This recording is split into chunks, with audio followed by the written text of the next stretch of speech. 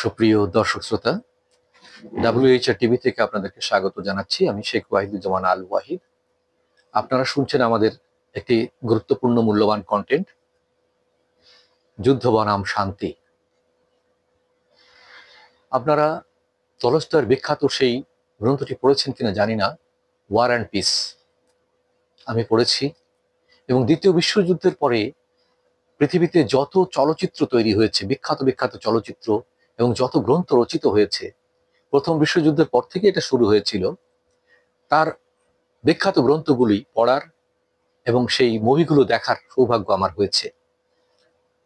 অনেকদিন থেকেই ভেবেছিলাম যে এই বিষয়ে কিছু কথা বলবো আপনাদের সামনে। সেই গ্রন্থগুলিতে যুদ্ধের ভয়াবহতা তুলে ধরা হয়েছে, শান্তির ললিত বাণী কোনো কোনো জায়গায় শোনানো হয়েছে, শান্তির পক্ষে জোরালো মতবাদ ব্যক্ত করা হয়েছে এবং সেখানে মানবতাকে বড় করে তুলে ধরার চেষ্টা করা হয়েছে। কিন্তু আমরা আদৌ কি সেই জায়গায় পৌঁছতে পেরেছি? আমরা কি এখনো মানবতাকে বড় মনে করি? এই পৃথিবীতে পরাশক্তির বলতে যাদেরকে বোঝাই, তাদের ভেতরে সেই মানবতা বোধকে জাগ্রত করতে পেরেছি আমরা? তাদের ধর্ম, তাদের শিক্ষা, তাদের কৃষ্টি, তাদের সংস্কার, তাদের মানসিকতা তাদেরকে কি প্রকৃত মানুষ হিসাবে তৈরি করেছে? এই প্রশ্নগুলো কন্টেন্টের প্রথমে বলেছিলাম যে আমি কিছু প্রশ্ন ছুড়ে দেব, একটু খুব ভালো করে ভেবে দেখুন তো। এই পৃথিবীতে যত লুটেরা দেশগুলি, তারা সারা পৃথিবী লুট করে নিয়ে তাদের ধন সম্পদের বিশাল পাহাড় তারা জমিয়েছে। সেই সব দেশে যদি আপনি আপনার নিজের স্বদেশ থেকে 100টা খুন করে বা সমস্ত ধন রত্ন লুট করে নিয়ে পালান, সেখানে তারা কিন্তু আপনাকে আশ্রয় দিবে, প্রশ্রয় দিবে, থাকতে দিবে, নাগরিকত্ব দিবে এবং তাদের ব্যাংকে জমানো টাকা আপনি সেখান থেকে নিয়ে ব্যবহার করতে পারবেন। আপনার দেশের কোটি কোটি মানুষ জানলো যে সে একজন অপরাধী, এমনকি বিশ্বের বিভিন্ন মিডিয়া তুলে ধরলো। তারপরও কিন্তু তারা জেনে শুনে একজন খুনিকে, একজন অপরাধীকে, একজন ভয়ঙ্কর প্রকৃতির লোককে তারা নাগরিকত্ব দিচ্ছে। পলিটিক্যাল অ্যাসাইলাম নাম দিয়ে অথবা অন্য কোনো পলিটিক্যাল শেল্টার বলে নাম দিয়ে তারা সেখানে আশ্রয় দিচ্ছে। অর্থাৎ আপনার দেশে আপনার চোখে যে একজন ভয়ঙ্কর মানবতা বিরোধী মানুষ, সে তাদের কাছে একজন সম্মানিত নাগরিক।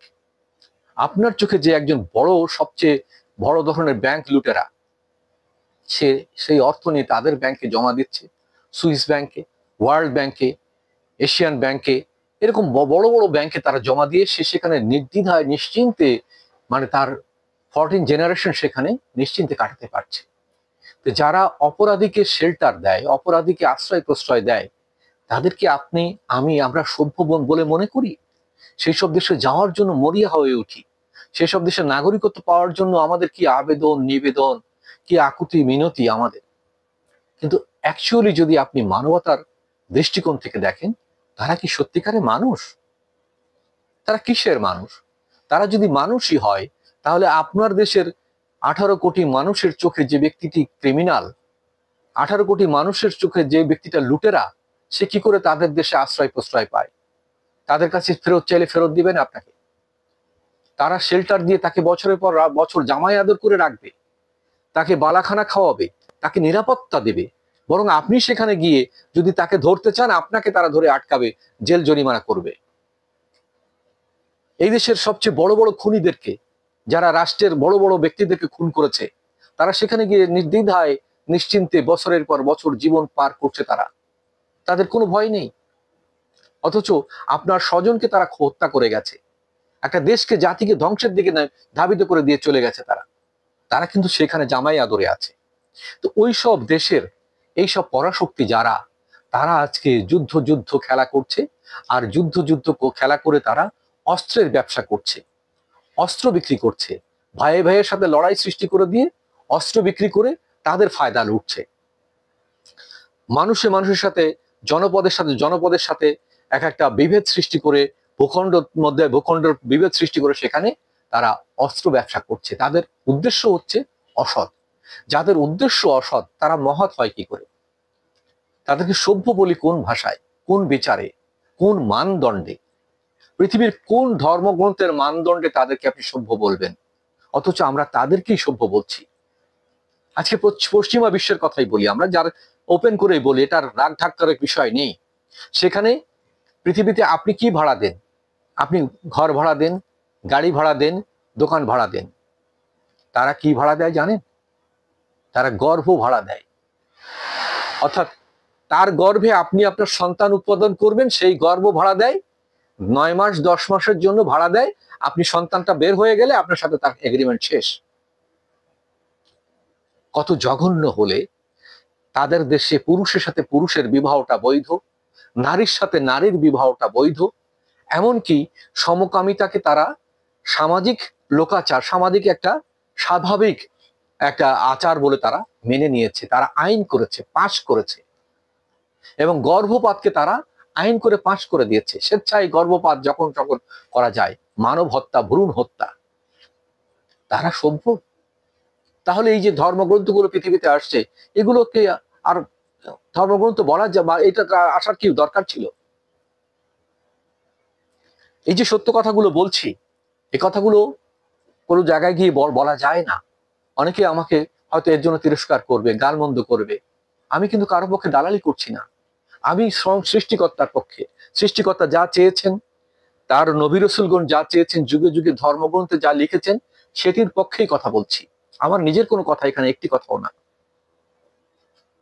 আপনারা যদি সেই ধর্মগ্রন্থগুলো ভালো করে পড়েন, এমনকি পৃথিবীর যেসব মনীষীরা আসছেন, এই যে আজকে যার কথা বলছি আমরা, মাদার তেরেসার কথা বলছি, এবং পৃথিবীতে যারা প্রতি বছর নোবেল পুরস্কার পাচ্ছেন শান্তিতে, তাদের যে চেষ্টাগুলো, প্রচেষ্টাগুলো, তারা যে জীবন যাপন করেছেন বা যে আদর্শ তারা ধারণ করেছেন, যে দিক নির্দেশনা দিয়েছেন, তাদের কথাও যদি বলি, দেখেন সবাই কিন্তু শান্তির পক্ষে কথা বলেছে।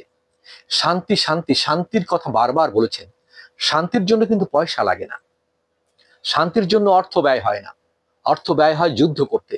যুদ্ধাস্ত্র কিনতে হয়, বিমান কিনতে হয়, গোলাবারুদ কিনতে হয়, হ্যাঁ, এবং সেই ভয়ঙ্কর অস্ত্রগুলো প্রয়োগ করে মানুষ মারতে হয়। আর যারা আহত হয় তাদেরকে চিকিৎসার জন্য অর্থ লাগে, রক্ত লাগে। কিন্তু শান্তির প্রতিষ্ঠার জন্য আপনি একটা বিরান জনপদে যান, সেখানে গিয়ে কিছু মানুষের জন্য আপনি ঘরবাড়ি তৈরি করেন, তাদের শ্রম নেন, তাদের মেধা নেন, সময় নেন, এবং আপনি সেখানে কিছু ডোনেট করেন। সেখানে একটা সুন্দর জনপদ গড়ে উঠবে। সেখানে একটা শান্তির আপনি ললিত বাণী শোনান, একটা জীবন বিধান সেখানে দেন। পৃথিবীতে অসংখ্য দেশ আছে যেখানে কিন্তু মানুষ মিলেমিশে থাকে, সেখানে রাজনৈতিক কোন্দল নেই, তাদের মধ্যে ধর্মীয় কোন্দল নেই।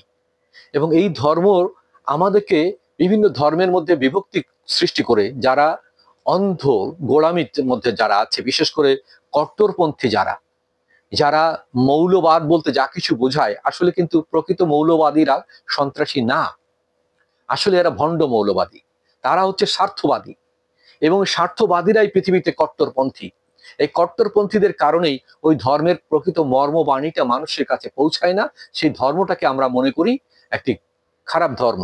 সেটা হতে পারে ইসলাম ধর্ম, হতে পারে হিন্দু ধর্ম, হতে পারে খ্রিস্টান ধর্ম, হতে পারে বৌদ্ধ ধর্ম, কিন্তু কোনো ধর্ম কিন্তু খারাপ না। এই ধর্মের মধ্যে যারা বিভেদ সৃষ্টি করে, তাদের স্বার্থ উদ্ধারের জন্য ধর্মকে নিয়ে যারা ব্যবসা করে, যারা ধর্মান্ধ, তারাই কিন্তু ধর্মের অপব্যবহার করে।